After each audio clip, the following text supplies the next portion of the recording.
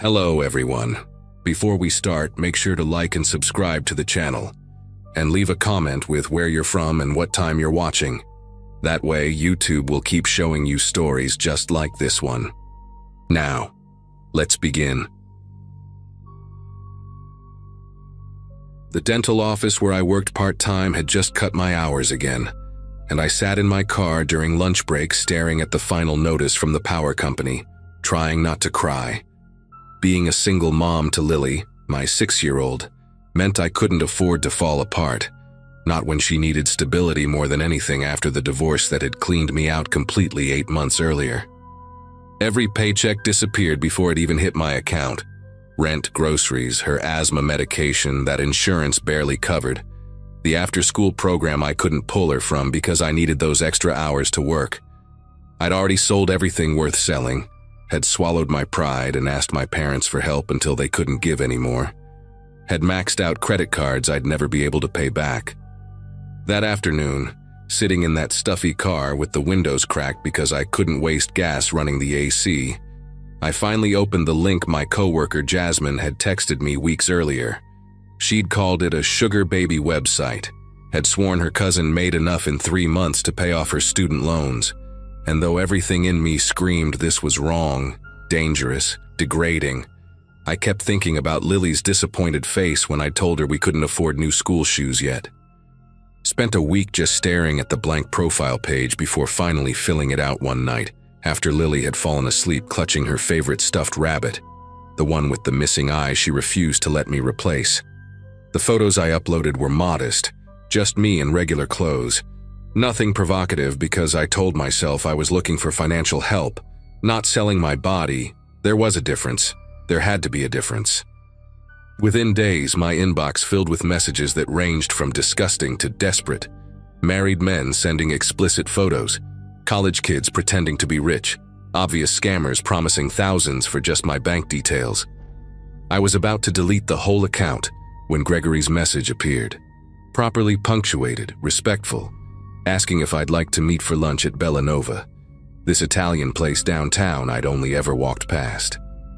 His profile showed a professional headshot, corporate-looking, the kind of photo you'd see on a company website, and he claimed to be a venture capitalist who traveled frequently for work. Something about the formality of his approach made me feel less like I was doing something seedy, more like this was just a business arrangement between adults. So I agreed to meet him that Saturday while Lily was at her father's for his weekend visitation. Gregory looked exactly like his photo, maybe even better. Early 40s, silver streaks through dark hair that was perfectly styled, wearing a navy suit that probably cost more than my monthly rent. He stood when I approached the table, pulled out my chair, and immediately handed me a menu while mentioning he'd already ordered us a bottle of wine, but I should feel free to get whatever I wanted. Before our appetizers arrived, he placed a thick envelope beside my water glass, said it was to help with whatever was most pressing, no strings attached, just one parent helping another. Inside was $3,000 in hundreds, crisp and new like they'd come straight from the bank. I tried to push it back, told him we hadn't discussed any arrangement yet, but he waved me off and said consider it a consultation fee, that he understood the courage it took for me to even show up. We talked through lunch about normal things. He asked about Lily's favorite subjects in school, shared stories about his teenage nephew who lived in Seattle, mentioned his ex-wife had custody of their son, but that the boy was in college now studying engineering. The arrangement he proposed seemed almost too good to be real. $5,000 a month deposited directly into my account, plus he'd cover any emergency expenses that came up. All he wanted was dinner twice a week, and the occasional event where he needed a +1. He stressed repeatedly that he wasn't looking for anything physical, that he traveled so much for work he just wanted companionship when he was in town, someone intelligent to talk to who wasn't part of his corporate world. The relief I felt was physical, like someone had lifted a boulder off my chest, and I agreed immediately, probably too eagerly, but he just smiled and ordered dessert to celebrate our partnership. That first month was exactly what he'd promised. Dinners at quiet restaurants where we talked about books and movies, one charity gala where I wore a dress he'd sent to my apartment, and the money appearing in my account like clockwork every 2 weeks. He never tried to kiss me, never made inappropriate comments, never even asked to come inside when he dropped me off, just waited in his black Audi until I was safely through my front door before driving away. The only strange thing, and I barely noticed it at first, was his scheduling quirk. He would only meet me after 8 p.m., always insisting it had to be when Lily was already asleep. He said he didn't want to complicate things, that keeping our arrangement separate from my parenting was healthier for everyone involved, which made sense to me at the time. I'd put Lily to bed by 7:30, wait for the babysitter to arrive, then meet Gregory wherever he'd chosen for the evening. He knew so much about children, would ask specific questions about Lily's development, her favorite foods, whether she was hitting her milestones properly, if she had any allergies or medical conditions I worried about. I thought it was sweet how interested he was in my life as a mother, how he'd light up when I showed him photos of her at the school play dressed as a sunflower, or videos of her losing her first tooth. He even started sending extra money specifically for her. Ballet lessons, new clothes, a tablet for educational games, always with notes saying every child deserved these opportunities. By the second month, little things started adding up in ways that made my chest tight with unease, though I kept dismissing them as paranoia. The babysitter mentioned once that she thought she'd heard someone walking around outside while I was gone, but when she looked, no one was there. Lily started talking about a nice man who waved at her from across the playground, but she couldn't describe him beyond saying he dressed like the dads at pickup time. Then there were the gifts that would appear, a new doll on our doorstep with no delivery label, a music box playing a lullaby I'd never heard, children's books that would show up in Lily's room that I didn't remember buying. Gregory always had explanations when I mentioned these things, probably Amazon mixing up deliveries, maybe her father dropping things off. Kids imagine things all the time. He'd change the subject to ask what Lily's bedtime routine was like, if she was a heavy sleeper, whether she ever woke up in the middle of the night, and stupid me, I answered everything because I thought he was just being thoughtful. Last Friday was when everything went to hell, though it started like any other night we'd planned to meet. I'd given Lily her bath, read her 3 stories from her favorite book about a brave little mouse, and tucked her in with Mr. Bunny, making sure her nightlight was positioned just right so the stars it projected covered the ceiling completely. She'd been extra clingy that evening, kept asking me to check her closet twice, said she felt like someone had been in her room, but I figured she was just overtired from field day at school. I kissed her forehead, told her I'd be in the living room all night working on my computer, which was technically true since the babysitter would be using my laptop while I was gone. The babysitter called to cancel at the last minute. Her car had broken down, but I didn't want to cancel on Gregory since he'd already made reservations at this new French place that had a 3-week wait list. I figured Lily would sleep through the night like she always did, and I'd only be gone 2 hours tops, so I set up the baby monitor app on my phone and slipped out once I was sure she was deeply asleep. Dinner with Gregory felt different from the start. He kept checking his phone, barely touched his food, and his questions were more invasive than usual. He wanted to know if I'd ever had Lily tested for her IQ, if she'd shown any special talents, whether she remembered her dreams in detail. When I tried to change the subject, he grabbed my wrist, not hard enough to hurt, but firm enough to make me stop mid-sentence, and said we needed to leave right now, that he'd settle the bill later.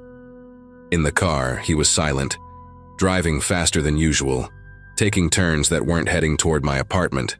I kept checking the baby monitor app on my phone, watching Lily sleep peacefully in the green-tinted night vision, until we pulled up to my building anyway, just from a different direction.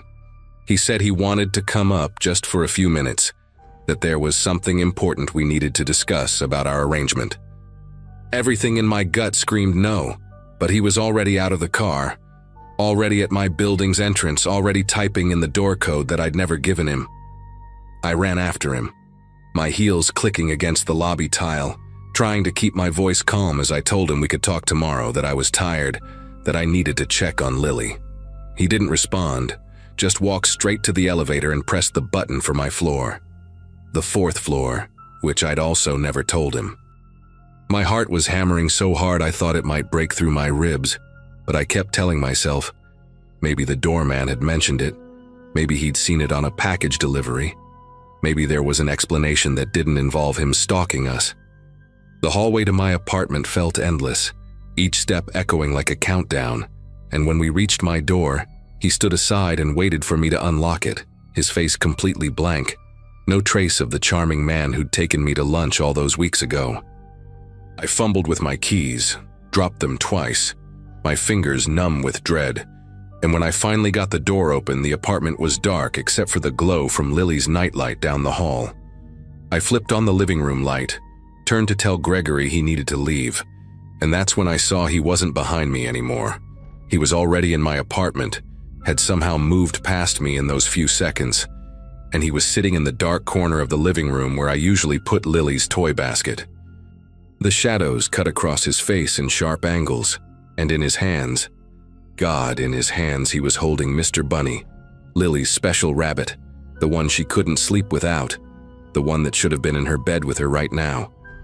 He turned it over slowly, examining the missing eye, running his fingers along the worn fur where Lily held it every night, and when he finally looked up at me, his expression was completely serene, like this was the most natural thing in the world.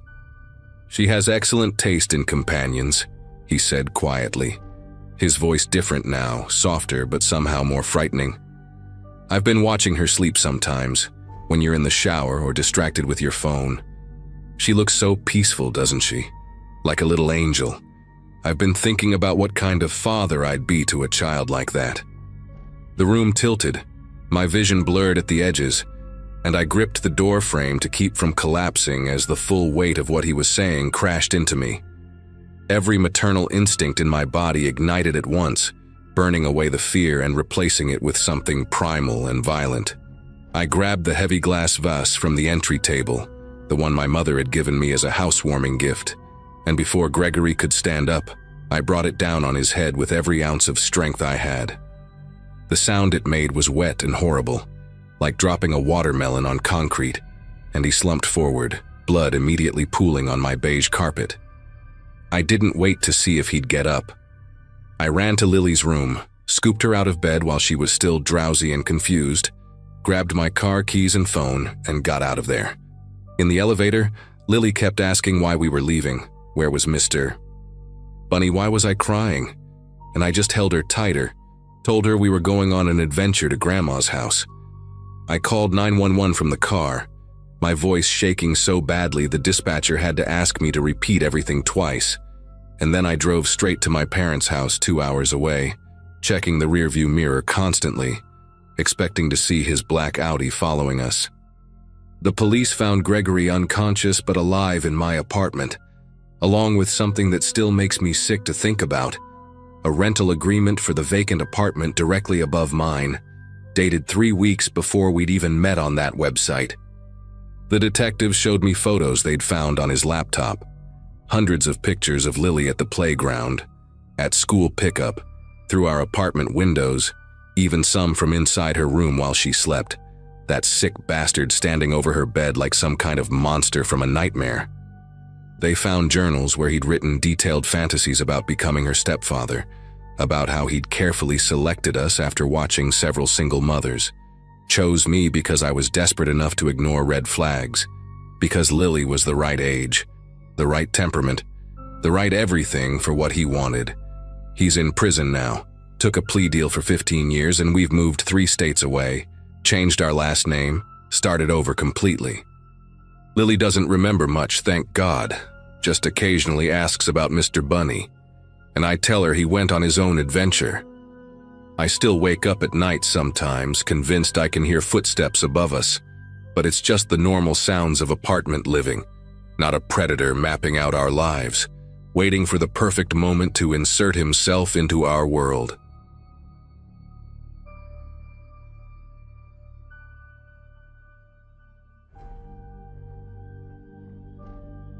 My student loans had hit $40,000 by the time Robert messaged me on that website. 23 years old with a business degree that got me nothing but a barista job, barely covering rent on a studio apartment. 4 months into our arrangement, everything seemed perfect. He was 52, owned several tech companies, needed someone for dinners and events maybe twice a month. 2,000 after each date, always respectful, never pushing boundaries. Early October, he invited me to his lake house for a weekend to discuss something more permanent, maybe paying off my loans entirely. We drove 3 hours north of Chicago, way up into Wisconsin, where the trees were already turning gold and orange. He kept describing the place during the drive: private beach, boat dock, wine cellar he'd had specially built. Robert picked me up in his silver Mercedes on a Friday afternoon, and honestly, excitement was all I felt about the whole weekend ahead. He'd shown me photos of the cabin before. Though calling it a cabin was ridiculous, the place looked massive with floor-to-ceiling windows facing the water. My suitcase had my best outfits, thinking we might hit some fancy restaurants nearby. Something seemed different about him though, more talkative than usual, his fingers drumming constantly on the steering wheel. When we finally turned off the main highway onto a dirt road, then another dirt road, then a private drive that went on forever through thick woods, my phone lost signal completely. Robert noticed me checking it and laughed, saying that was the best part about the place. Total disconnection from the world. No distractions, just us and nature. When we pulled up to the house, my jaw literally dropped. Glass and wood and stone, 3 stories built into the hillside, with a deck that wrapped around the entire second floor.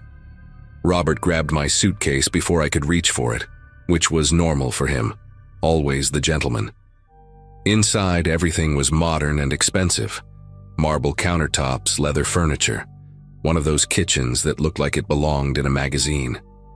He gave me the tour, pointing out the heated floors, the jacuzzi on the deck, the path down to the private dock. My room was on the 3rd floor, huge with its own bathroom and a view of the lake that went on forever.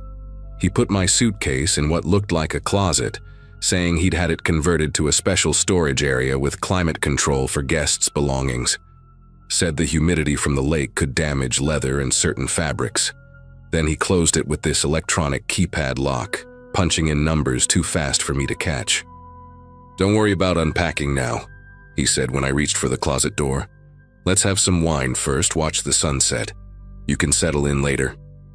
His hand on my lower back guided me toward the stairs, firm but not aggressive. Down in the kitchen, he opened a bottle of something French and expensive, while I stood at those massive windows watching the sun paint everything gold.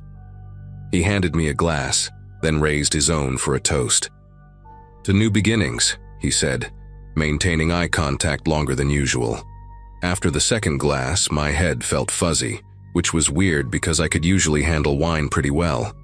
Robert suggested I might want to rest before dinner, said he'd made reservations at a place about 20 minutes away. But when I went back upstairs to change, the keypad on the closet wouldn't respond to any combination I tried. Robert appeared in my doorway while I was pressing random numbers, leaning against the frame with his wine glass still in hand. "Problem?" he asked, and something about his tone made my chest tighten. I explained I needed to change for dinner, kept my voice light, and laughed about forgetting the code already. He walked over slowly, took his time punching in the numbers while his body blocked my view. "There you go," he said, opening it just wide enough to pull out one dress, not the one I wanted, and then closing it again before I could grab anything else. "This one will be perfect for tonight," he said, holding up a red dress I'd never worn for him before, something lower cut than I usually chose for our dates. When I reached for the closet door again, he stepped between me and it. "Actually, there's been a change of plans. The restaurant called about some kitchen issue. We'll just eat here instead." My phone was in that closet, in my purse, along with my wallet, my car keys, everything except the makeup bag I'd carried in separately. I tried to stay calm, suggested maybe we could try another restaurant, even offered to look up places on my phone. "Your phone won't work here anyway," Robert said, walking toward my bedroom door. "Why don't you freshen up, put on the dress, and meet me downstairs in an hour? I'll cook something special." He paused at the doorway, turned back with an expression I'd never seen before. Possessive, hungry, calculating. And Anna, don't bother trying the keypad again. It only works with my thumbprint now. The door clicked shut behind him, and I heard something that made my whole body go rigid. The unmistakable sound of a lock turning from the outside. For maybe 10 minutes, I just stood there trying to process what was happening. Then survival mode kicked in. The windows had these designer locks that needed a special key. The bathroom window was too small to fit through, just a narrow thing for ventilation. I tried the bedroom door handle carefully, quietly, definitely locked from outside. The red dress lay on the bed where Robert had tossed it, and looking at it made me want to throw up. Instead, I went through every drawer, every cabinet, searching for anything useful. Found nothing but fresh towels and those little hotel soaps. From my window, I could see the lake stretching out in both directions. No other houses visible, no boats, nothing but water and trees. The sun was getting lower, maybe 2 hours until dark. I put on the dress because I needed him to think I was playing along, needed time to figure something out. At exactly 1 hour, the lock clicked open, and Robert stood there, now wearing a different shirt, his hair freshly combed. "Beautiful," he said, looking me up and down in a way that made my skin prickle. He held out his hand, waited until I took it, then led me downstairs to a dining room I hadn't noticed during the tour. Candles everywhere, classical music playing, 2 place settings at a long table. He pulled out my chair, his hands lingering on my shoulders as I sat down. "I've been planning this weekend for months," he said, pouring more wine despite my untouched glass from earlier. "You're special, Anna. Different from the others. They always disappointed me in the end, but you understand what this is about. The transaction, the honesty of it." He set a plate in front of me. Steak, bloody, even though he knew I liked mine well done. "Eat," he said, not a request, and sat across from me with his own plate. Every bite felt like swallowing concrete, but I forced myself to cut the meat, to chew, to swallow. Robert watched every movement, sipping his wine, occasionally reaching across to touch my hand. "Tell me," he said suddenly, "what did you think would happen this weekend? Really think?" I gave him the answer he wanted to hear, that I'd hoped we could take things to the next level, that I was grateful for his generosity. He smiled, but it didn't reach his eyes. "Honesty, Anna. I thought we had that." He stood up, walked around the table to stand behind my chair. His hands settled on my shoulders, thumbs pressing into the base of my neck. "You thought you'd get a big payday. Maybe 50,000? 100? Enough to disappear, start fresh somewhere?" His grip tightened slightly. "But that's not how this works. When I pay off your debts, you become mine, exclusively, permanently. Here at the lake house where no one will bother us." "I need to use the bathroom," I managed to say, my voice steadier than I felt. He released my shoulders, stepped back to let me stand.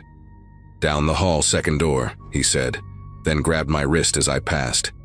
"Don't do anything stupid, Anna. There's nowhere to go. The nearest neighbor is 8 miles through forest. The lake is 43 degrees this time of year. Hypothermia sets in within minutes. Your phone, your keys, your ID, all locked away safe. Just accept this." In the bathroom, I locked the door and ran the water to cover any noise. The window was painted shut, I discovered. Probably had been for years. The medicine cabinet had nothing useful, just basic toiletries and some prescription bottles with Robert's name. Under the sink, behind old cleaning supplies, my fingers found something that made my heart race. A cell phone, ancient, probably a flip phone from years ago. The battery was dead, but the charger was coiled up next to it, probably forgotten by some contractor or previous guest. I plugged it in behind the toilet where it couldn't be seen from the door, turned off the water, flushed for show, and went back out. Robert was waiting in the hallway, had moved from the dining room without making a sound. "Feeling better?" he asked, and guided me to the living room where he'd lit a fire. He positioned me on the couch, sat too close, his arm across the back of the cushions behind me. For 2 hours he talked about his vision, how I'd live here full-time, how he'd visit on weekends, how perfect it would all be. His hand played with my hair while he spoke, twirling strands around his fingers. Around 11, he finally said I must be tired, walked me back upstairs. "Get some rest," he said at my bedroom door. "Tomorrow we'll go out on the boat, just the two of us. The lake is beautiful in the morning." The lock clicked again after he left. I waited until 3 a.m., listening for any movement in the house. Nothing. Back in the bathroom, the phone had charged enough to power on. 1 bar of signal, barely there, flickering in and out. My fingers shook as I dialed 911.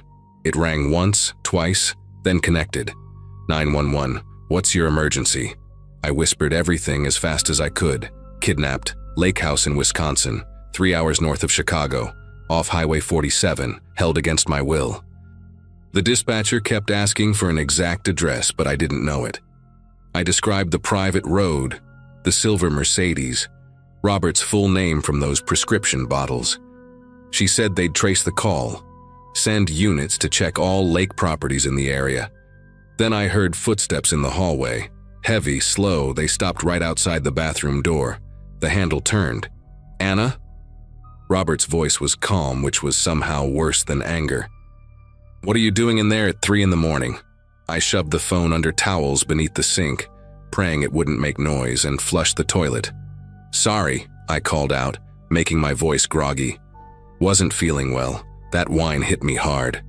I opened the door to find him fully dressed, wide awake like he'd been waiting. He studied my face for a long moment, then pushed past me into the bathroom. He looked around, behind the shower curtain, in the medicine cabinet under the sink. His hand stopped inches from the towels hiding the phone. Then he straightened up, turned to face me. "If you're sick, you should have told me. I have medicine in my room."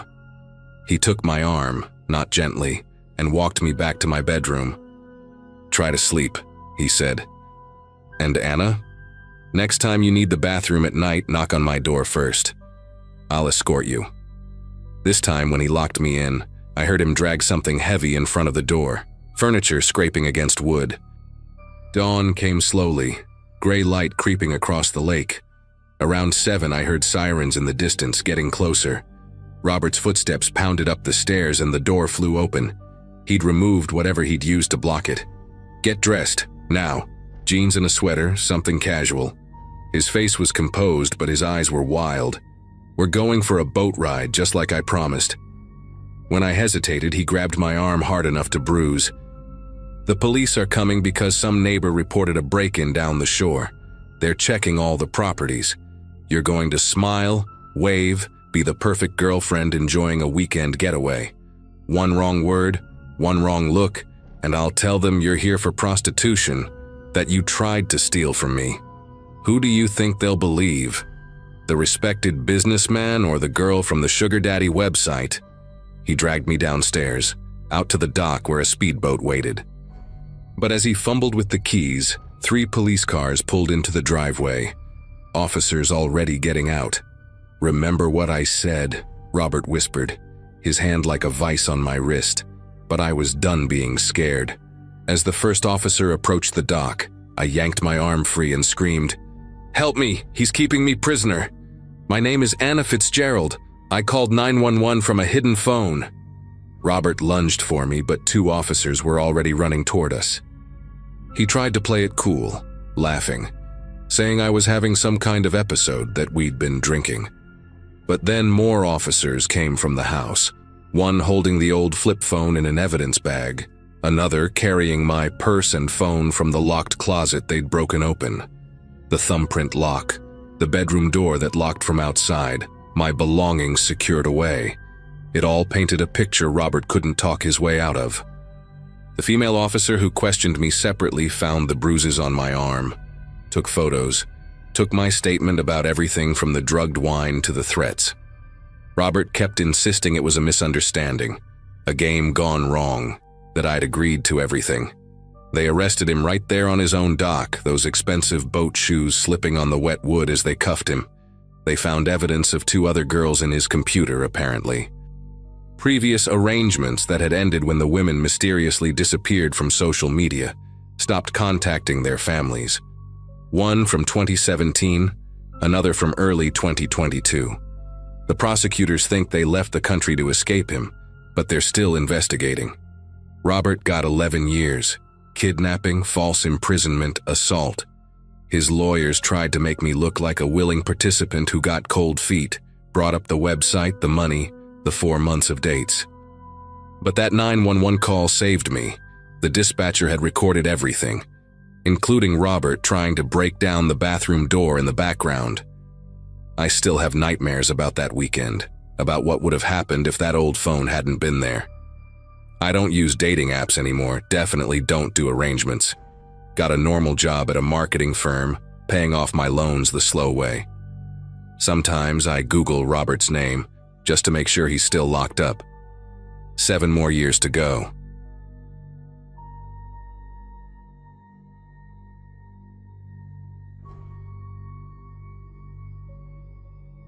The rent was 3 months overdue when I finally made the decision that changed everything. I was 26, living in Portland, working 2 jobs that barely covered groceries, let alone the mounting bills that kept sliding under my door. My roommate had bailed 2 months earlier, leaving me with a lease I couldn't afford and a pride I couldn't swallow. That Wednesday afternoon in November, sitting in my car during my lunch break from the diner, scrolling through my phone with greasy fingers that smelled like bacon and coffee, I found the website. It promised mutually beneficial arrangements between successful gentlemen and ambitious women. The testimonials showed girls my age talking about paid-off student loans, shopping sprees, monthly allowances that exceeded what I made in 3 months. I remember staring at my reflection in the rearview mirror, at the dark circles under my eyes, at the uniform shirt with the permanent coffee stain near the collar, and thinking maybe I deserved better than this endless grind. His profile stood out immediately, not because of the usual flashy photos or bragging about yacht parties, but because of how ordinary he seemed. Nathan called himself a discreet professional who valued privacy above all else. His message was polite, almost formal, suggesting we meet at the Marriott downtown for coffee in their lobby. He was 43, divorced, owned several medical supply companies across the Pacific Northwest. The photo showed a clean-shaven man with graying temples and the kind of boring, expensive clothes that wealthy people wear when they don't want attention. That first meeting lasted exactly 1 hour. He ordered black coffee, asked about my situation without judgment, and laid out terms like he was negotiating a business contract. $3,000 a month for weekly meetings, always at hotels. He traveled constantly for work, he explained, and found hotels more convenient than maintaining an apartment. He had specific requirements. I needed to dress professionally, but not provocatively, arrive exactly on time, and most importantly, never discuss our arrangement with anyone. The way he counted out $500 bills as a good faith advance right there at the table, sliding them across in a leather portfolio like we were closing a real estate deal, made everything feel legitimate, almost respectable. The first 2 months were exactly what he promised. Every Friday at 4 o'clock, I'd walk into whatever upscale hotel he'd chosen. The Hilton, the Sheraton, always somewhere with valet parking and marble lobbies. He'd text me the room number an hour before, always a suite on a high floor. We'd talk about my week while he poured wine I pretended to know the names of. Then we'd have sex that was mechanical but not unpleasant, like a dental cleaning you schedule twice a year. He never stayed the night, always leaving by 7 with an envelope on the nightstand containing exactly $750 in cash. I told myself it was just another job, easier than scrubbing tables or pretending to laugh at customers' jokes. The money transformed my life. I caught up on rent, fixed my car, even started a savings account for the first time since college. My mom noticed I seemed less stressed during our weekly phone calls, and I made up stories about getting promoted at the diner. The change started on a Friday in January, our 9th meeting. Nathan had booked a corner suite at the Regency, fancier than usual with a separate living room and floor-to-ceiling windows overlooking the river. He seemed different that day, checking his phone constantly, getting up to peer through the peephole whenever someone walked past in the hallway. When I asked if everything was okay, he smiled in this weird, tight way and said his business partners were in town for a conference. That should have been my first real warning. But the envelope that night had an extra $500 with a sticky note that said, "For being patient with my mood." I remember standing in the hotel bathroom afterward, counting the bills twice, thinking how that extra money meant I could finally get my wisdom teeth removed.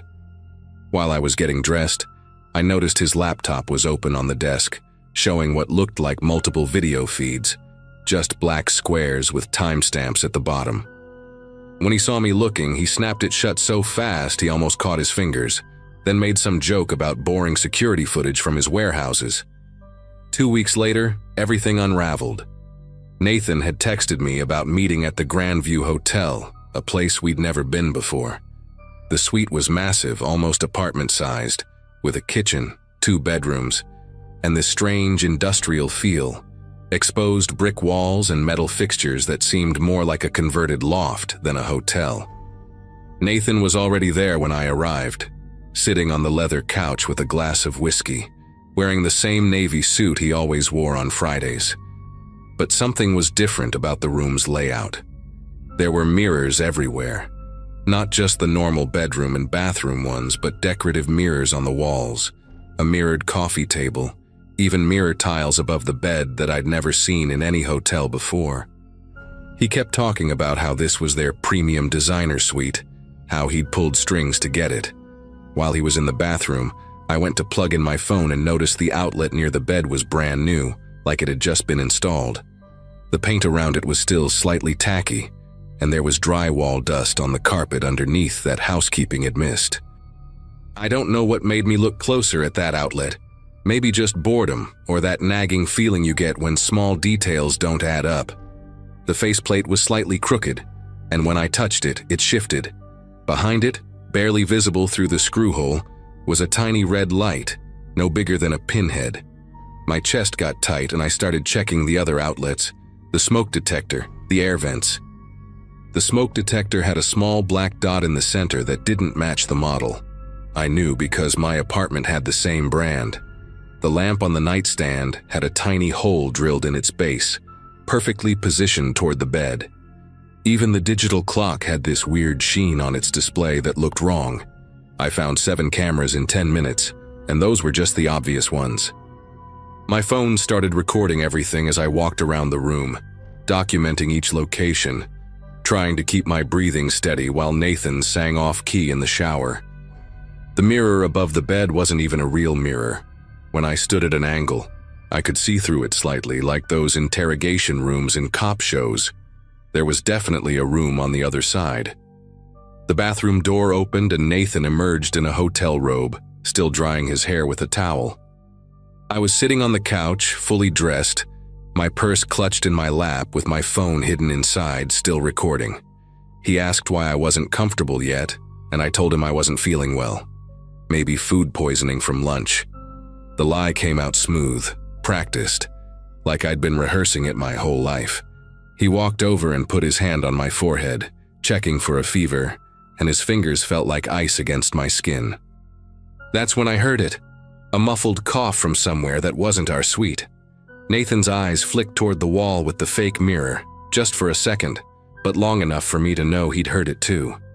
He started insisting I should lie down, that he had some antacids in his briefcase, his voice getting this strange edge like he was reading from a script he'd memorized. I stood up, said I needed to go home, that I'd make it up to him next week. His whole demeanor shifted. The polite, boring businessman mask slipped, and underneath was something that made my knees weak. He positioned himself between me and the door, not threatening exactly, but deliberate, calculated. "You can't leave yet," he said, and his voice had dropped an octave, all traces of warmth gone. "My associates need to discuss some adjustments to our arrangement." The word associates hit me like cold water, and suddenly the cough from behind the mirror made perfect sense. He walked to the fake mirror and knocked on it 3 times, a clear signal. I heard movement from the other side, chairs scraping, footsteps, multiple voices talking in low tones. Nathan pulled out his phone and started scrolling through something, then turned the screen toward me. It was a video of me from 3 weeks ago, undressing in a different hotel room, shot from an angle I now realized matched a wall sconce I'd never paid attention to. He had dozens of thumbnails, all different dates, all me. "Here's what's going to happen," he said, sitting down across from me like we were negotiating a raise. "The monthly amount stays the same, but you'll be seeing a few of my associates too. Nothing you haven't done before, just a wider client base. If you refuse, these videos find their way to interesting places. Your mother's Facebook, your employer, that community college where you're taking night classes." He knew about the night classes. I'd never told him about those. My throat felt like someone was squeezing it, and I could hear my pulse in my ears as the voices behind the mirror got louder, discussing me like I was a business acquisition they were evaluating. I stood up slowly, my legs shaking so bad I had to grip the arm of the couch. "I need to use the bathroom," I said, surprised at how calm my voice sounded. Nathan looked annoyed but nodded, probably figuring I had nowhere to go from there. In the bathroom, I locked the door and immediately opened my phone. My fingers kept missing the buttons as I tried to think through my options. Calling 911 felt impossible. What would I say? That I was a sex worker being blackmailed? I could already imagine the judgment, the questions, my mother finding out anyway. Then I remembered something from a self-defense class I'd taken in college. Sometimes the best weapon is unexpected chaos. I turned on the sink full blast, then started my live stream on Instagram. I had maybe 300 followers, mostly old friends and co-workers, but it was better than nothing. "Hey everyone," I whispered to the camera. "I'm at the Grandview Hotel, room 1247. If something happens to me, Nathan Carlisle from MedTech Solutions is responsible. There are cameras hidden in the rooms here, and there are men watching from room 1248 or 1249. I sent the same message to my roommate from 2 months ago, my sister in Denver, even my ex-boyfriend who still had me on Facebook. Then I flushed the toilet, ran the shower, and screamed, 'Fire!' at the top of my lungs. The thing about yelling fire in a hotel is that people react faster than if you yell, 'Help!' I kept screaming it over and over, while pounding on the bathroom door from the inside. Within seconds, I heard commotion in the hallway, doors opening, voices asking what was happening, someone yelling about calling the front desk. Nathan was pounding on the bathroom door, trying to shush me, but I just screamed louder, throwing in smoke inhalation coughs for effect. I heard the suite's main door slam open and multiple footsteps rushing out, the associates making their escape. Nathan's voice got desperate, offering me $10,000 to shut up, $20,000, please just stop. Then came the beautiful sound of the hotel's fire alarm, triggered by someone in the hall. The sprinklers didn't go off, but the piercing siren meant everyone had to evacuate. I unlocked the bathroom door and pushed past Nathan, who was frantically trying to pack his laptop. The hallway was full of confused guests in various states of undress, and I blended right in with the crowd heading for the stairs. A hotel security guard was directing traffic, and I made sure to stumble near him, grabbing his arm. "That man," I said loudly, pointing at Nathan who'd just emerged with his briefcase, "has hidden cameras in room 1247. He's been recording guests." The guard's expression changed immediately, and he spoke into his radio while moving toward Nathan. The next hour was a blur of flashing lights and questions. The fire department cleared the building while police took statements in the lobby. Nathan tried to leave, but hotel security held him until the cops arrived. I showed them my phone recording of all the hidden cameras, and they found the setup in room 1248. 3 laptops, recording equipment, and a hole cut in the adjoining wall behind what looked like a painting. The room was registered to a fake company, but the credit card traced back to Nathan's business. 2 of his associates were caught in the parking garage trying to load equipment into a van. Turned out this wasn't their first setup. The detective who interviewed me said they'd been investigating similar complaints from other hotels in the area, but no one had ever caught them in the act before. My Instagram Live had been screen recorded by dozens of people, including a journalist from the local news who'd gone to high school with me. Nathan's lawyer showed up within an hour, but the damage was done. The police had the equipment, the hotel had security footage of Nathan entering both rooms, and my video clearly showed the cameras before anyone could remove them. I never found out exactly what happened with the criminal case. I stopped following the news after the first few weeks because seeing Nathan's face made me physically ill. I know he was charged with multiple counts of voyeurism and attempted extortion. His medical supply companies got investigated, and there were rumors about federal charges related to interstate trafficking of the recordings. I had to change my phone number 3 times because reporters wouldn't stop calling, wanting to hear about the honey trap hotel scheme as they'd branded it. The money I'd saved from those months with Nathan went to therapy and a lawyer who made sure my name stayed out of most of the coverage. I moved back in with my sister in Denver, got a boring office job that barely pays anything but feels clean in a way I can't explain. Sometimes I wake up at 4 a.m. convinced there's a red light blinking somewhere in my room, and I have to check every outlet, every smoke detector before I can fall back asleep. The detective called me 6 months later to say Nathan took a plea deal, 7 years, but probably out in 4 with good behavior. She also mentioned they'd found recordings of 14 other women, some going back 3 years. Most of them never knew they'd been filmed at all. I was the only one who caught them, she said, like I should be proud of that. I guess in a way I am, but mostly I just feel lucky that my instinct to cause chaos saved me from whatever they'd planned in that room. I still can't stay in hotels, and I cover my laptop camera with tape, but at least I can pay my rent without wondering what it's really costing me.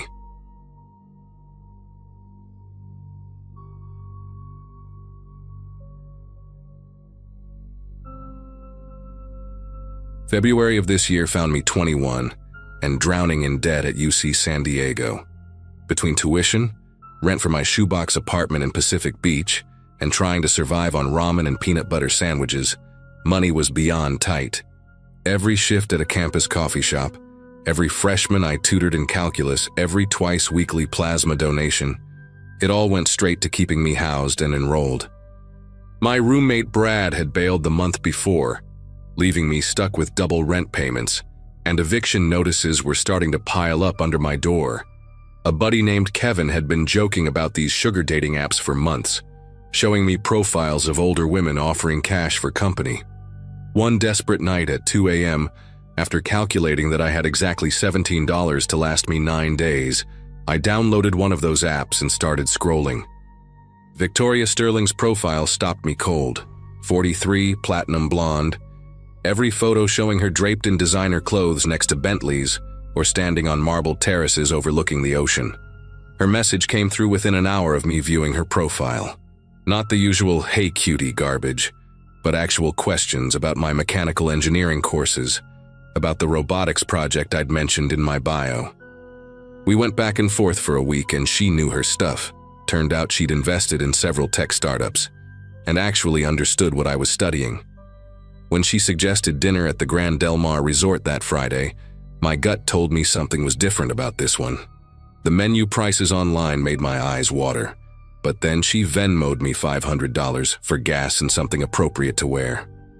I bought a decent shirt and slacks at Ross for $40, stuffed the rest in my emergency rent envelope, and drove my dying 2004 Corolla up to Carmel Valley, telling myself this was just dinner with an interesting older woman who happened to have money. She met me in the lobby wearing this deep purple dress that probably cost more than my entire year's tuition. Everything about Victoria screamed money, from her subtle diamond earrings to the way she carried herself, like she owned every room she walked into. Her perfume hit me before she even reached me, something complex and expensive that made the lobby smell like a garden in France. She kissed me on both cheeks, European style, and I caught the valet guys exchanging looks when she slipped her arm through mine.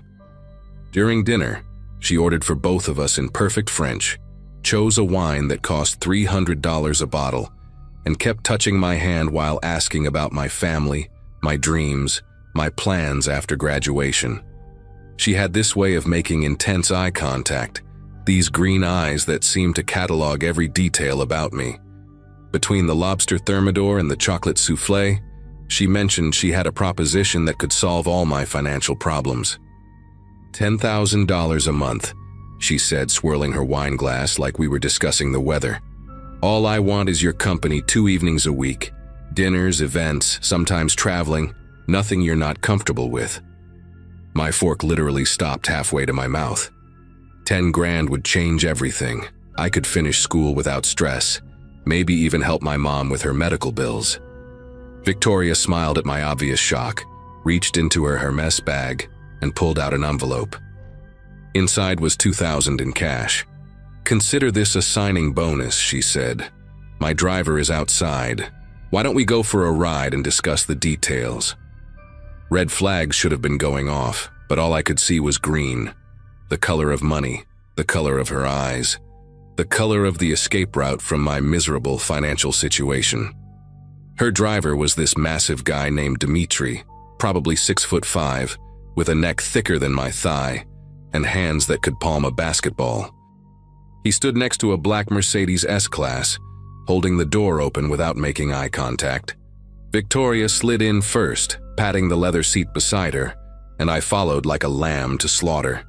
The interior smelled like new money and her perfume, with blue LED lights running along the floor and a full bar built into the partition. She poured herself vodka from a crystal decanter while Dimitri pulled away from the resort, heading inland instead of back toward the coast.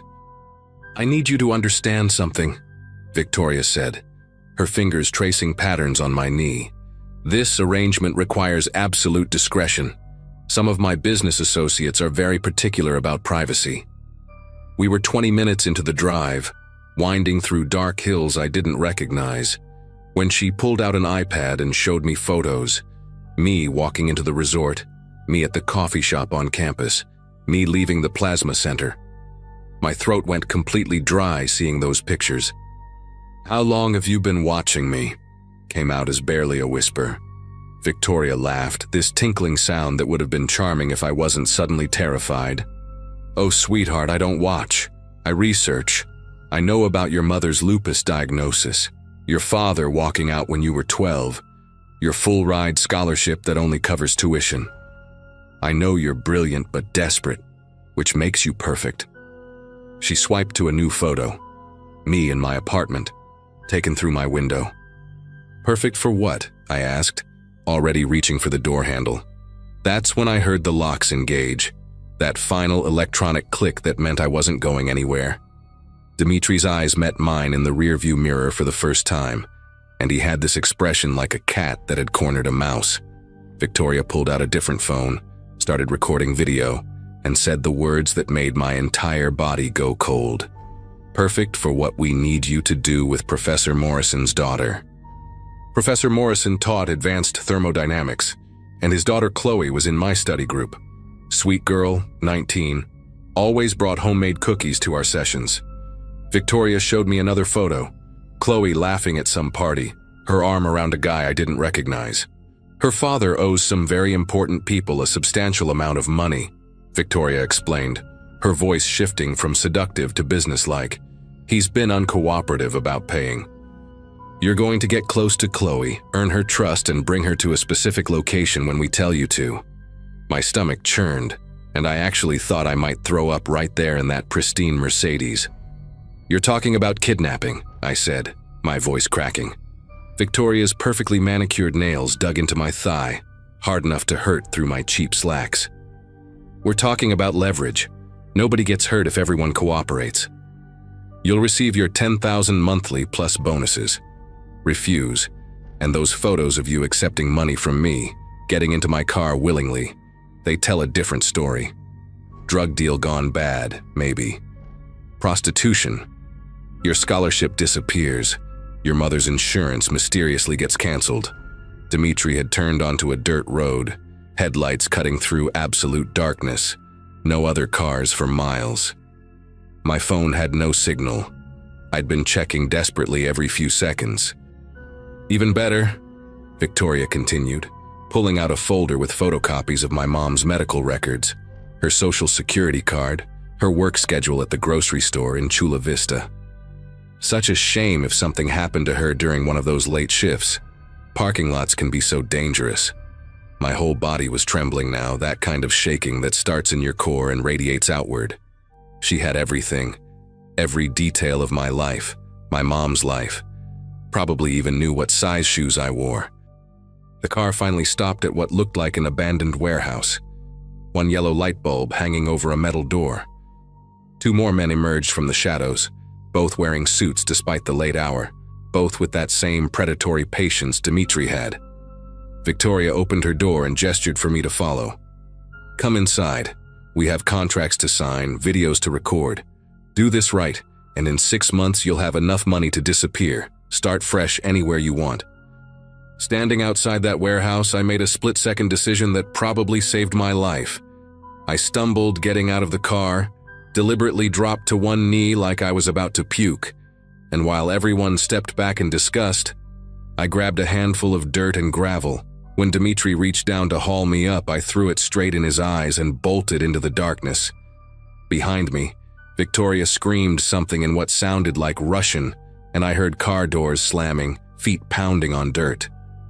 The desert around the warehouse was all scrub brush and rocks, and I ran blind, crashing through bushes that tore my shirt, stumbling over holes I couldn't see. A flashlight beam swept past my head, close enough that I could feel the heat from how close they were.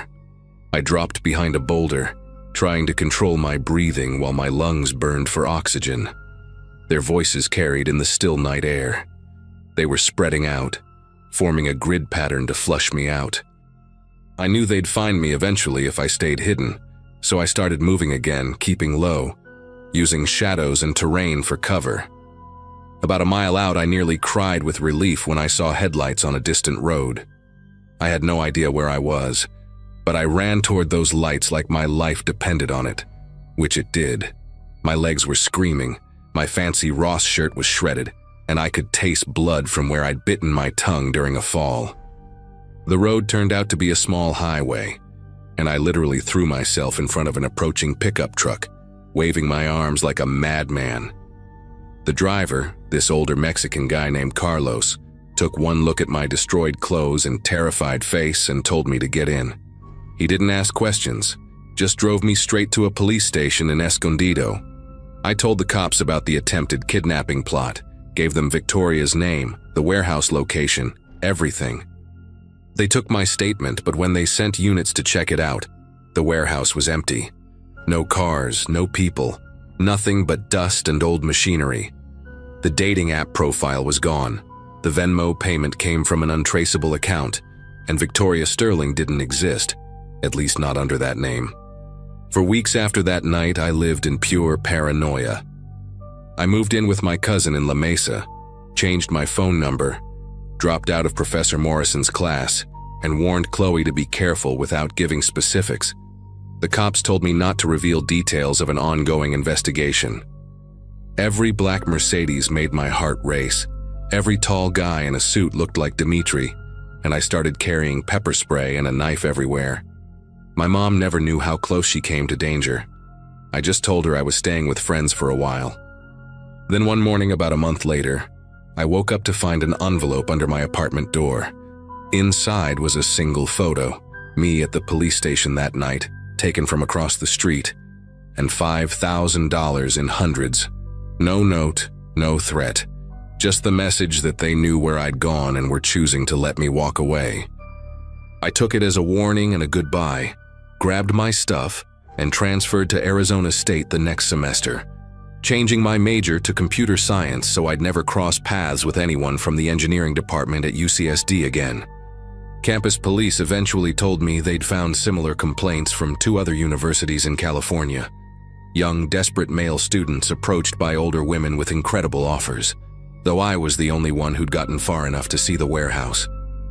They suspected it was a human trafficking ring or an elaborate blackmail operation, targeting wealthy families through their kids. But without solid evidence or real names, the case went cold. I still get jumpy when unknown numbers call, still check exits whenever I enter a room, and definitely never touched a dating app again. Sometimes I wonder if Chloe's dad ever paid whatever he owed, if they found another desperate student to manipulate, if Victoria, or whatever her real name was, is still out there shopping for broke college kids. All I know is that I got lucky that night in the desert, and that $500 she sent me in the beginning, I donated every penny to a shelter for trafficking victims, trying to balance the karma of almost becoming a monster myself.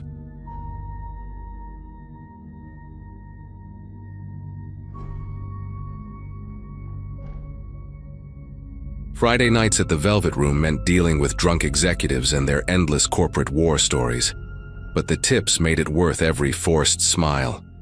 26 years old, drowning in student debt, mixing overpriced cocktails for people who spent my monthly rent on a single dinner. That was my life when Veronica walked through those heavy glass doors. She had this way of moving through the crowd like everyone else was just furniture, heading straight for the far corner of my bar. Burgundy dress, diamond earrings that caught the amber lighting, and she ordered a Hendrick's martini with 3 olives, very dry, while sliding her black card across the mahogany counter before I even quoted the price. A week later, she returned at the exact same time, and something made me start preparing her drink the moment I saw her silhouette in the doorway. The smile she gave me when I placed it in front of her without being asked. That smile came with a $100 tip folded into a perfect square. Veronica owned commercial real estate, lots of it, scattered across 3 states like pieces on a Monopoly board she'd already won. 43, recently divorced with that specific kind of loneliness that expensive wine and designer handbags couldn't quite fill. She started as a Friday regular, then added Wednesdays, then Mondays, always claiming the same bar stool, always staying until my shift ended at 2 in the morning. The conversations shifted gradually, from casual small talk about the weather, to her asking if I'd ever been to Milan, if I liked my apartment, whether I was seeing anyone. Her perfume was distinctive, something with jasmine and sandalwood that would linger on the bar long after she left. The tips escalated too, 200 here, 300 there. Always in fresh bills she'd pull from a leather wallet that never seemed to empty, pressing them into my hand with her fingers lingering against my palm. Everything changed that night in early March when she waited until the lounge emptied out completely. Just her and me, and the soft jazz playing through the speakers. She asked if I'd ever considered a different arrangement, something more beneficial for both of us. Her proposal was straightforward. She'd pay my rent, clear my student loans, even lease me a car, and all I had to do was spend time with her outside of work. Not just dates, she clarified, but real time, answering her calls, joining her for weekend trips, being available when she needed company. The number she wrote on that cocktail napkin made my throat go dry. $10,000 a month plus expenses, my annual salary in 3 months. All cash, no questions, no strings except the ones she'd hold. I should have walked away right then. Should have recognized the hunger in her eyes wasn't just desire but something darker, more possessive. But I said yes. Of course I said yes. Within a week, my student loans vanished like they'd never existed, and I was driving a BMW she'd leased under her company's name. The arrangement seemed simple enough at first. Dinner twice a week, overnight stays at her penthouse on weekends, accompanying her to business events where she'd introduce me as her consultant, whatever that meant. She bought me suits from stores I'd only walked past before, watches that cost more than my parents' car, taught me about wine regions and which fork to use at restaurants where the menus didn't have prices. The sex was part of it, sure, but that almost seemed secondary to her real desire, which was ownership. She wanted to know where I was every hour, who I talked to, what I was thinking about when I wasn't with her. She installed some tracking app on the phone she bought me, said it was for safety, but we both knew what it really was. The problem started small, like cracks in glass before it shatters. One night at the lounge, a group of flight attendants came in for a bachelorette party, and one of them got flirty while ordering shots. Just harmless fun, the kind of banter that comes with the job, helps with tips. But Veronica was watching from her corner seat, and I saw her knuckles go white around her martini glass. Later that night, she showed up at my apartment unannounced, screaming about respect and boundaries, throwing a wine bottle that exploded against my kitchen wall like a burgundy firework. The next morning, she apologized with a Rolex and a weekend trip to Aspen, as if expensive gifts could erase the wine stains on my ceiling. That became our pattern, her explosive jealousy followed by lavish apologies, each cycle getting shorter, more intense. By May, she'd gotten me to quit the bartending job entirely, said she needed me available whenever she called. The money increased to $15,000 a month, enough that I convinced myself the isolation was temporary, just until I saved enough to start over somewhere else. But she had access to everything by then. My bank accounts, my social media, even my email passwords that she'd gotten during one of those nights when she mixed her Xanax with wine and threatened to hurt herself if I didn't prove I had nothing to hide. She knew about every text, every call, every LinkedIn message from former coworkers asking why I'd disappeared. My friend Jason tried to stage what he called an intervention, showed up at the penthouse one afternoon, but Veronica had the doorman remove him and then spent 3 hours interrogating me about how long I'd been planning to leave her, whether Jason and I had ever been intimate, why I needed friends when I had her. Wednesday, June 12th. I'll never forget that date because it was my sister's birthday, and Veronica had forbidden me from calling her. That morning, she found a text from a number she didn't recognize. It was just my dentist's office confirming an appointment, but the receptionist who sent it was named Ashley, and that was enough. Veronica spent the entire day alternating between crying and rage, accusing me of setting up secret meetings, of using dental appointments as cover stories. She called the dental office 17 times, demanding to speak to Ashley, insisting on seeing security footage from my last visit. Around 4 in the afternoon, she seemed to calm down, apologized for overreacting, and suggested we have dinner at her penthouse that night. She even let me stop at the grocery store alone to pick up ingredients for the pasta dish she liked. Standing in that cereal aisle, holding my phone with no missed calls for the first time in months, I actually considered running, just leaving everything and disappearing. But my car was in her name. My apartment lease had been transferred to her company, and she'd made sure I knew she had connections with every major employer in the city. Dinner at her penthouse that night felt like eating in a museum after closing.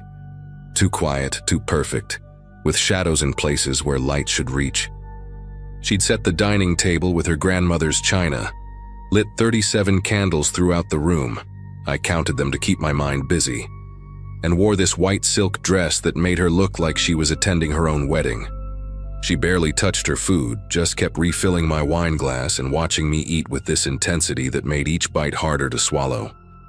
When I mentioned needing to use the bathroom, she insisted on walking me there, waiting outside the door, asking if everything was okay every 30 seconds. After dinner, she led me to the living room where she'd arranged dozens of printed screenshots. Every Instagram photo I'd ever liked, every female contact in my phone, every woman I'd served at the bar in the past 6 months that she'd somehow identified and researched. She'd created profiles for each of them, printed on heavy cardstock like baseball cards of people she considered threats. She started with the flight attendant from months ago, reading from her research about the woman's divorce, her 2 kids, her mortgage payments that were 3 months behind. Then came the barista from the coffee shop I used to visit, the woman who cut my hair, my sister's roommate who texted me once about splitting costs for a birthday gift. Each profile included photos she'd pulled from social media, their addresses, their workplaces, their family members' names. Her voice stayed perfectly calm, like she was presenting a quarterly business report. But her hands were trembling so violently that the papers rustled like leaves in a storm. When I stood up to leave, she grabbed a letter opener from her desk, one of those ornate silver ones with her initials engraved on the handle, and pressed it against her own wrist, not mine. Said if I walked out that door, she'd make sure everyone knew what I'd driven her to do, that she'd already written emails to my family explaining how I'd exploited her loneliness, taken her money, pushed her to this point. The emails were scheduled to send in an hour unless she stopped them. That's when I made the mistake of reaching for my phone to call 911. She lunged at me with a speed I didn't know she possessed, and suddenly that letter opener wasn't against her wrist anymore. The pain in my shoulder was sharp and hot, and seeing my blood on her white dress triggered something primal in her. She started laughing, this horrible broken sound, and came at me again. We struggled through that penthouse like some twisted dance, knocking over those 37 candles, shattering her grandmother's china, leaving bloody handprints on her pristine walls. I managed to lock myself in the bathroom, and she spent the next 20 minutes alternating between pounding on the door and sliding apology notes underneath it, each one more deranged than the last. Through the door, I could hear her on the phone with someone, saying there'd been an accident, that her consultant had attacked her, that she needed security immediately. My phone was in the living room. The bathroom window was 40 floors up, and I could hear footsteps in the hallway, multiple sets getting closer. But here's the thing about those luxury penthouses. They have emergency intercoms in the bathrooms, hidden behind the mirror for medical emergencies. I'd noticed it weeks ago when I was looking for her sleeping pills during one of her paranoid episodes. My shoulder was bleeding badly, soaking through my shirt, but I managed to smash the mirror with her ceramic soap dispenser and hit that red button. The 911 operator could hear Veronica screaming through the door about how I'd assaulted her, how she was defending herself, but they also heard me giving my name, my location, describing the stab wound, the letter opener, her psychiatric medications lined up on the counter that I rattled off one by one. The security guards arrived first, and I could hear Veronica's voice shift into victim mode, sobbing about being attacked in her own home. But then the paramedics arrived, then the real police, and they insisted on seeing me despite her protests. The blood trail told a different story than hers. Defensive wounds on my hands, the letter opener with only her fingerprints, those deranged notes she'd slipped under the door that I'd managed to photograph with the bathroom's smart mirror display. They took us both to the hospital in separate ambulances. 16 stitches in my shoulder, countless questions from detectives, a restraining order filed that night. Veronica's lawyer called 18 times before I blocked the number, offering money, threatening lawsuits, promising this would destroy my life. But her other victims started reaching out. 3 former consultants who'd signed NDAs but were willing to testify about their own experiences with her. Turns out I wasn't her first arrangement, just the first one who'd survived long enough to call for help. The criminal case is still pending, but I'm in witness protection of sorts, living in a different state under a victim's assistance program. Some nights I still wake up at 2 a.m. when my bar shifts used to end and check that my doors are locked. The money's gone, obviously, but being broke and alive beats the alternative. I bartend again now, at a little dive bar where nobody orders Hendrix martinis, and the biggest tip I've gotten is $20. And that's exactly how I like it.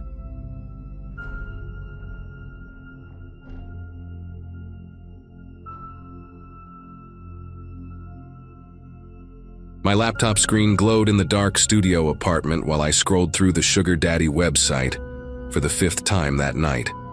23 years old, studying nursing in Columbus, Ohio, and drowning in bills that my waitressing shifts couldn't touch.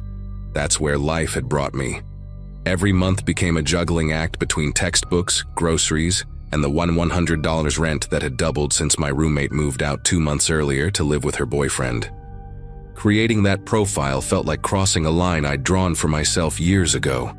But desperation has a way of erasing boundaries you thought were permanent. Just temporary, I kept telling myself while uploading 3 photos from my Instagram, picking ones where I looked sophisticated at a friend's wedding.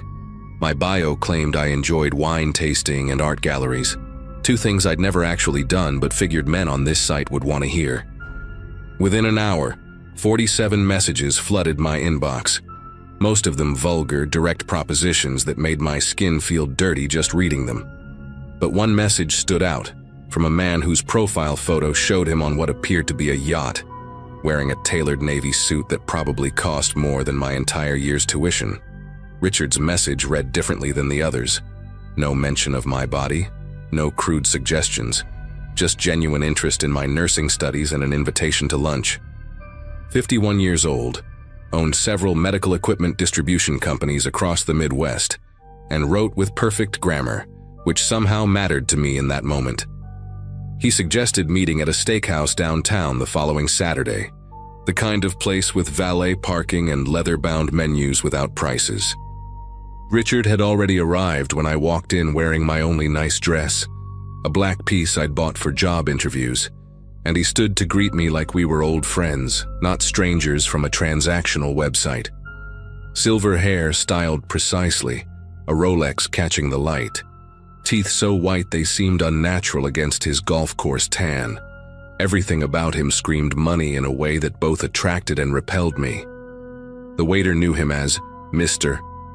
Hawthorne, pulled out my chair, and Richard ordered for both of us without asking my preference, selecting a ribeye that arrived perfectly pink and vegetables I couldn't even pronounce. Throughout lunch, he asked about my studies, my family back in small-town Indiana, and when I finally admitted my financial struggles, he simply smiled and said we could work something out that benefited us both. After lunch, Richard walked me to my beat-up Honda Accord and handed me an envelope without any ceremony, just pressed it into my palm and closed my fingers around it. "For your textbooks," he said, then kissed my cheek with lips that felt papery and cold. Inside the envelope was $2,000 in crisp $100 bills, more cash than I'd ever held at once, and a handwritten note with his phone number that said, "Dinner Friday," in elegant cursive. My hands trembled as I counted the money 3 times in my car, part of me wanting to drive straight back and return it, another part already calculating how this would cover rent, groceries, and the pathology textbook I'd been sharing with a classmate. I texted him yes that night, and by Friday afternoon a package arrived at my apartment. A red cocktail dress from Nordstrom with the tag still on, $400, along with matching heels and a note specifying he'd pick me up at 7. The dress fit perfectly, even though I'd never told him my size, which should have bothered me more than it did at the time. Dinner happened at his penthouse apartment in the tower downtown, 32nd floor with windows overlooking the entire city. He'd cooked himself, salmon with some kind of glaze, asparagus, and wine that he said came from his personal collection in Napa.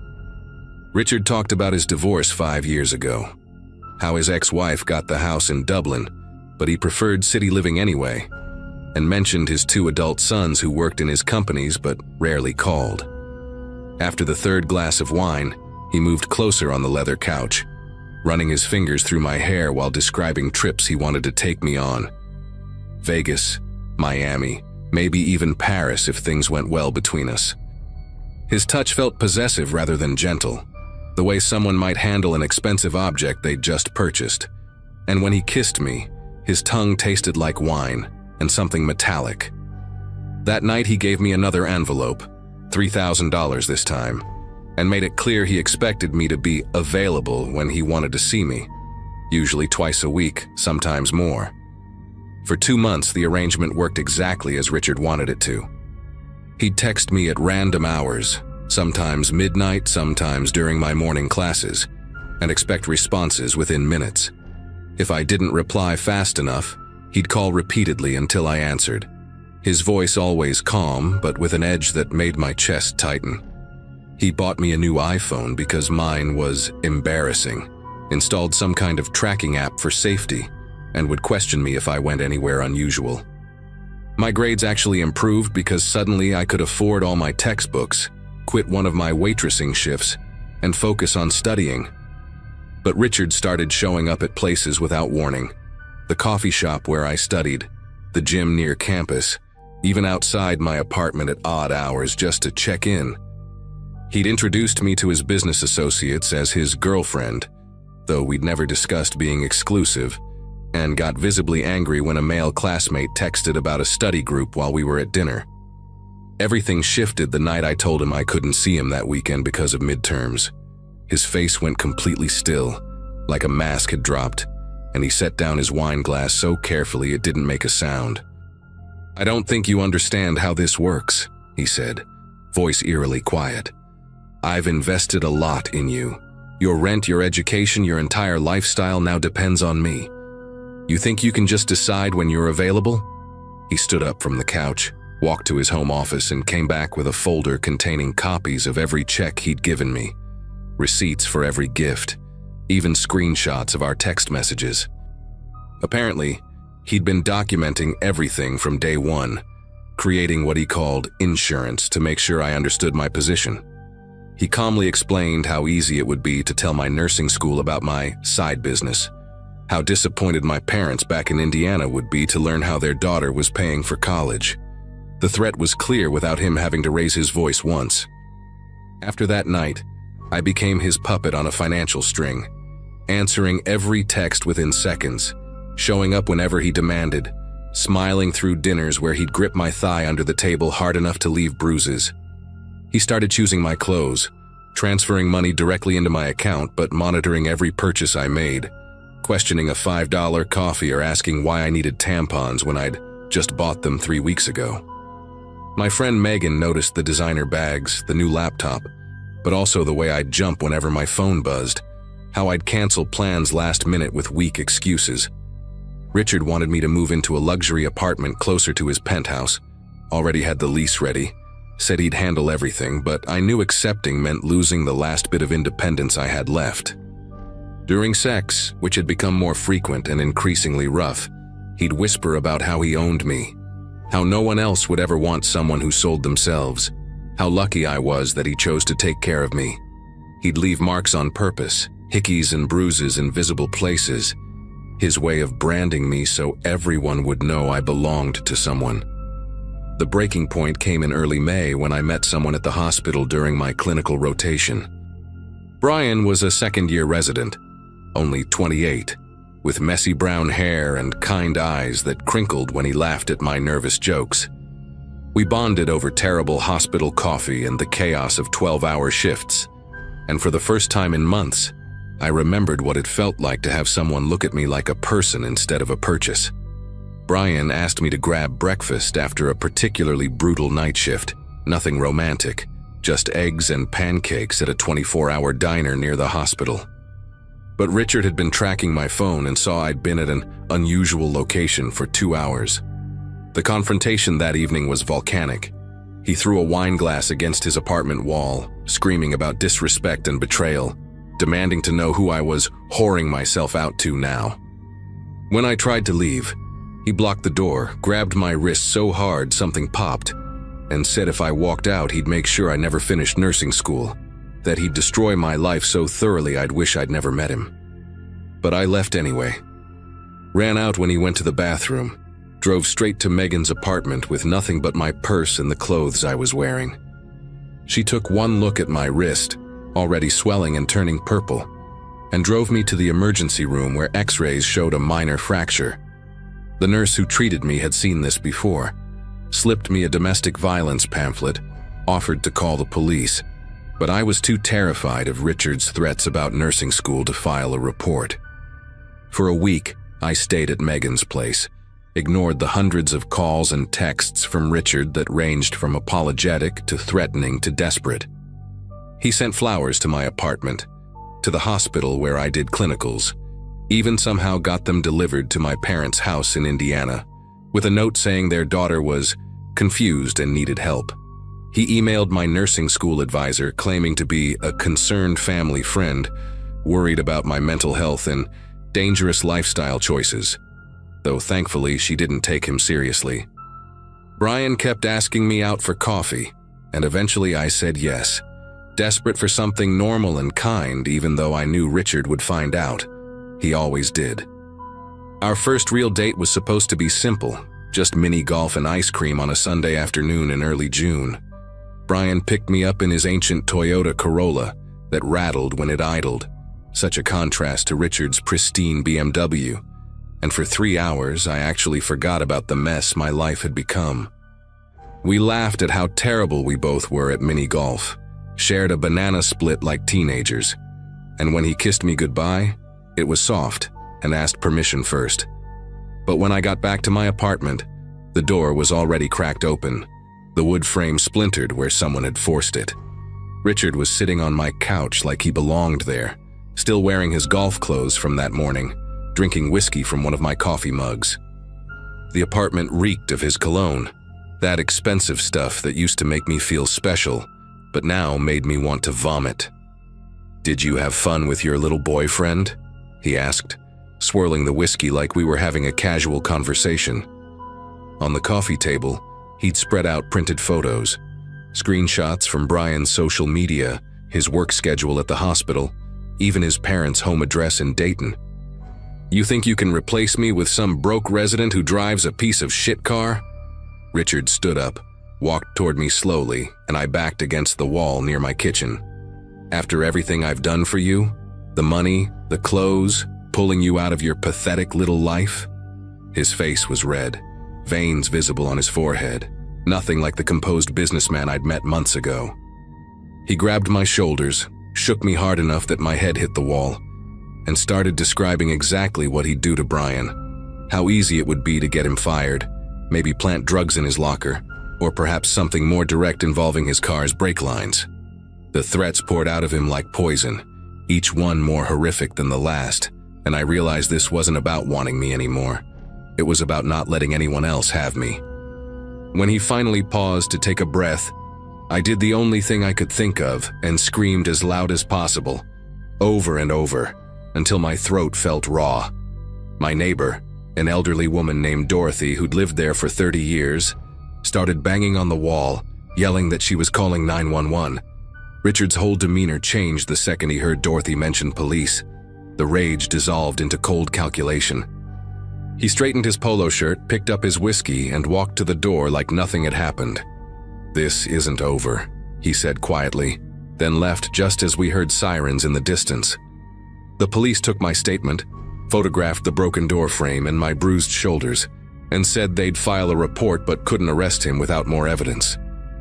I filed for a restraining order the next morning with Brian beside me at the courthouse, his hand steady on my back while mine shook signing the papers.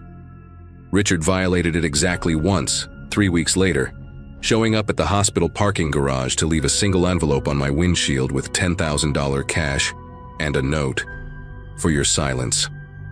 I took the money to the police station immediately, evidence of the violation, and this time they arrested him at his penthouse that same night. He got 6 months in county jail, lost his medical supply contracts with the hospital system after word spread, and last I heard, moved to Florida, where his older son lives. I graduated nursing school debt-free thanks to his money, which feels like the only justice I'll get from the whole nightmare.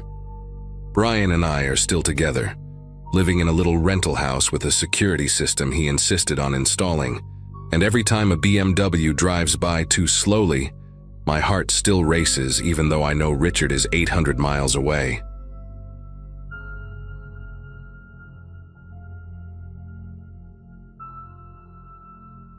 My last year of college was hectic in ways I hadn't expected, juggling classes, a part-time job, and the constant stress of what would come after graduation. Money was always tight, and I made choices I never thought I'd even consider. That's how I ended up agreeing to meet a man through an arrangement site. He was older, polished, and promised nothing more than conversation over dinner at a high-end restaurant. It didn't sound dangerous. Honestly, at that point in my life, it felt like a small risk for some stability.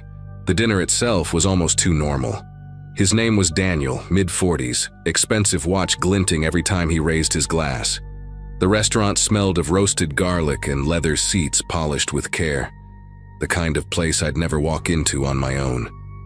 He asked about my classes, laughed at my sarcastic comments, and ordered for both of us like he'd done it 1,000 times. I remember thinking he seemed practiced, like he'd taken other girls here before. Still, nothing about the night felt threatening, until it came time to leave.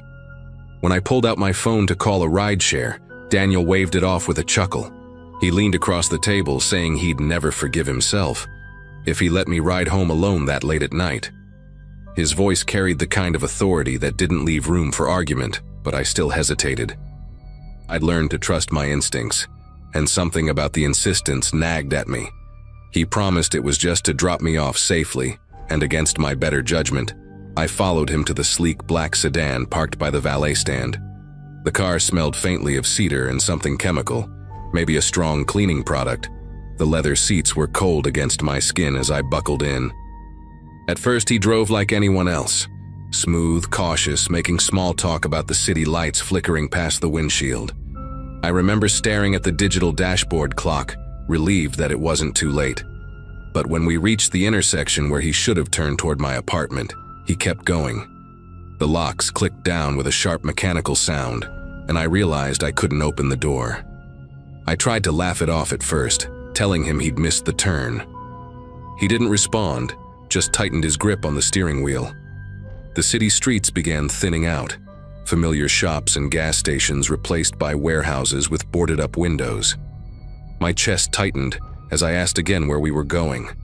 Daniel's jaw flexed, but he kept his eyes on the road, silent as if my words weren't worth answering. That silence was worse than anything he could have said. I pressed at the lock with my thumb, knowing it was useless, but panic makes you test things anyway. The windows were tinted darker than I realized, making the empty streets outside feel even further away. I considered calling 911, but the thought of him hearing me and snapping before I could explain made my fingers hesitate. Every block we passed, the lighting grew dimmer, fewer signs of life like he had planned this route ahead of time. "Daniel, this isn't the way," I finally said louder than before. My voice cracked, and that's when he turned to look at me for the first time since we left the restaurant. His eyes didn't blink, didn't soften, didn't even acknowledge fear. He just smiled faintly, and then faced the road again, tapping his index finger against the wheel in a steady rhythm. It was deliberate, like a signal meant only for himself. I remember gripping the side of my seat so hard my nails dug into the leather. Then he spoke, and it was almost worse than the silence. "You'll understand soon," he said, calm, as if we were still chatting over dinner. No anger, no rush, just certainty. The car rolled through another intersection, past a flickering streetlight that lit up a rusted chain-link fence and graffiti-tagged buildings. I realized if I didn't act soon, I might not get another chance. The problem was, I had no idea what I could actually do locked in that car with him. My heart pounded so loudly, I thought he could hear it over the hum of the engine. I spotted a red light ahead and realized it might be my only chance. Without thinking twice, I reached into my bag, pulled out the heavy metal keychain I carried, and slammed it against the window. The sound wasn't loud, but it was enough to make him whip his head toward me. His hand shot out like he was about to grab my wrist, but the light turned green at that exact second, and the car behind us honked impatiently. That split moment gave me courage I didn't know I had. I screamed at the top of my lungs, pounding the window with my fists, hoping someone, anyone, would notice. Daniel cursed under his breath, trying to quiet me down, but the distraction caused him to hesitate just long enough for me to hit the unlock button on my side. I hadn't realized it would work while the car was in gear, but somehow the door popped open. I flung myself out before he could stop me, stumbling onto the pavement, skin scraping against the rough asphalt. A couple walking their dog on the corner froze as they saw me tumble into the street. I ran toward them without looking back, gasping for air, shouting that I needed help. Daniel sped off, tires squealing, disappearing into the dark industrial road without another word.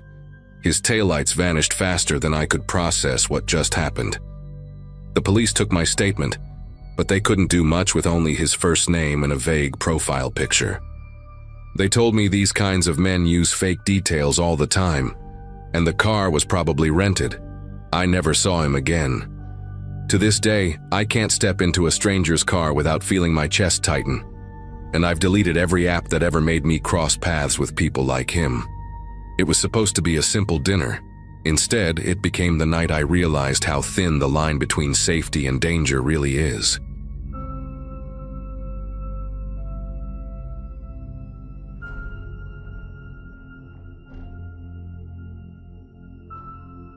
I was in my second year of college when I met Anthony. At that point in my life, I was constantly balancing late-night study sessions with part-time shifts at a small cafe. Money was always tight, and my idea of a treat was splurging on takeout instead of cooking instant noodles in my dorm's tiny kitchen. Meeting someone like him felt unreal at first. He walked into the cafe one evening wearing a tailored suit that looked like it had been made just for him, polished shoes that caught the light, and a watch I couldn't even begin to price. When he ordered, his tone was calm, deliberate, like every word had been chosen carefully. What caught me off guard wasn't just the way he looked, but how focused he seemed on me. Instead of scrolling through his phone or tapping impatiently like most people did, Anthony actually asked about my classes, how I managed to juggle work and school, and what I wanted for myself in the future. Nobody ever asked me that while I was behind the counter. By the time he left, he had slipped a $100 bill into the tip jar and told me he'd come back soon. That night I lay in bed replaying every detail of our conversation, wondering how someone like him had even noticed me. He returned 2 days later just like he'd said, only this time he didn't just talk, he invited me out to dinner. I tried to laugh it off at first, but he was persistent without being pushy. The way he phrased it, "Let me take you somewhere you'll never forget," made me feel like saying no would mean missing out on something I'd regret forever. We ended up at an upscale restaurant I had only ever seen from the outside. I remember the linen tablecloths, the quiet piano music, the wine list that had no prices printed beside it. He ordered for both of us with such confidence that I felt like I was watching a scene out of a movie. From that night forward, everything escalated quickly. He sent a driver to pick me up for dinners, surprised me with designer handbags that I knew cost more than my tuition, and once even handed me a small box with a necklace inside. The chain so delicate it sparkled under the dim dorm light when I held it up. He always seemed to know the right thing to say, the right gesture to make. When he leaned in close and told me I deserved more than cheap coffee and endless exams, I believed him. For a while, it felt like I was living someone else's life, a version where luxury wasn't something I just scrolled past online. One weekend, Anthony invited me to see his place. I expected a nice apartment, maybe something a little bigger than the cramped dorms and rentals most students lived in. Instead, we pulled up to a high-rise downtown, and the doorman greeted him by name. The elevator ride felt endless, the kind where your ears pop halfway up, and when the doors finally opened, I stepped into a penthouse with glass walls overlooking the entire city. The kitchen island was larger than my entire bedroom, and in the corner sat a grand piano that looked untouched but polished daily. He poured us champagne like it was nothing, and I tried to play it cool even though I was shaking inside from disbelief. The thing was, Anthony never seemed to work. Whenever I asked about his job, he'd brush it off with vague answers like consulting or real estate connections. I told myself it didn't matter. He was generous, attentive, and made me feel like the center of his world. But one night, as we left the penthouse for dinner, I noticed a man waiting by the elevator. He wasn't dressed like the polished professionals I was used to seeing in the building. His jacket was bulky, his stare sharp, and when Anthony saw him, he gave the smallest nod before we walked past. It was subtle, but it lingered with me for the rest of the night. A few days later, he offered to let me borrow one of his cars. I laughed, thinking he was joking, until he led me into a private garage and pointed to a sleek black Maserati. The leather still smelled new, and the dashboard lit up like a spaceship when I pressed the start button. I drove it to campus once, and people stared like I was some celebrity's kid. But when I parked, I noticed something odd, a small emblem on the keychain that wasn't Maserati's logo. It looked custom, almost like a family crest, except it had initials engraved that didn't match Anthony's. When I asked about it, he waved it off, saying it was just a gift from friends. His tone that time was different, tighter, and it stuck with me. The real unraveling began when I decided to surprise him. He had left his phone on the kitchen counter while taking a call in another room, and for some reason, my eyes landed on it. I didn't mean to snoop, but a message lit up on the screen. The shipment cleared. Money will be delivered tonight.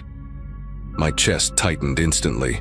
When he walked back in, I pretended not to notice, but for the first time since I'd met him, I felt a distance between us. Every gesture that once felt romantic now seemed calculated. Every gift suddenly had weight, like a chain linking me to something I didn't understand. The breaking point came one evening when Anthony insisted we go to a dinner party with friends. We arrived at a private townhouse on the edge of the city, and from the outside it looked normal, almost quiet. Inside, though, the atmosphere was suffocating. Men in dark suits spoke in low voices around a long table, and every time Anthony introduced me, I caught the way their eyes lingered a second too long, like they were sizing me up. There was no laughter, no casual chatter, just sharp glances and coded remarks I couldn't keep up with. I barely touched the food, my fork resting cold in my hand as I tried to piece together what I had stepped into. Later that night, while Anthony was deep in conversation across the room, I excused myself and slipped into the hallway. That's when I saw an office door slightly ajar. Curiosity got the better of me, and I peered inside. Stacks of cash were piled on a desk, wrapped in rubber bands, next to a black duffel bag unzipped just enough to reveal what looked like a gun handle. My throat tightened instantly. Before I could back away, one of the suited men appeared at the other end of the hallway. He didn't say a word, just stared, his jaw clenched. I hurried back to the main room, my pulse hammering, and Anthony's eyes followed me as if he knew exactly what I'd seen. The ride home was silent until Anthony finally spoke. His voice was calm, almost rehearsed. "There are things about me you don't need to know. Trust me, it's better that way." That sentence cemented everything I had been trying to deny. I realized in that moment that the cars, the penthouse, the gifts, none of it was his. It all belonged to something bigger, something dangerous. When we reached my dorm, he kissed my hand like nothing was wrong, but I barely slept that night.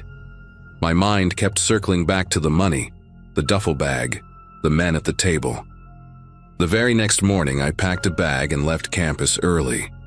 I told him I had to visit family out of town and blocked his number as soon as I was on the bus. For weeks, I avoided the cafe where we met, stopped going near the high-rise, and even switched my routine just in case. He never came after me, at least not that I know of, but the weight of those weeks hasn't left me. Sometimes when I see a luxury car idling too long near the curb, my chest tightens and I wonder if it's connected to him. I've never told anyone in my real life the full story, but writing it here feels like the only way to let it out.